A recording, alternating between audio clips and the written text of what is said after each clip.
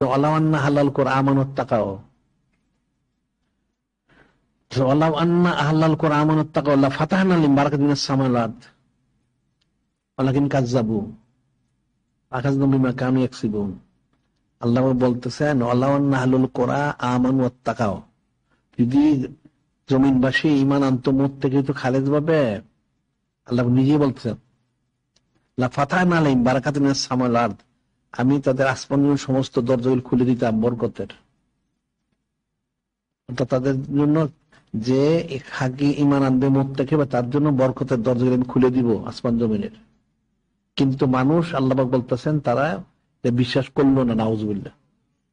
ওয়ালাকিন কাযযাবু, যে তারা আল্লাহ পাককে দোষারোপ করলো, মিথ্যারোপ করলো, নাউজুবিল্লাহ। ফাআখাযনাহুম বিমা কানু ইয়াকসিবুন, আল্লাহ তাদেরকে পাকড়াও করব, এই যে বললো তারা, এই জন্য পাকড়ে জাহান্নামে দিব, নাউজুবিল্লাহ। তো কোরআন শরীফে তো অনেক রকম আয়াত শরীফ আছে।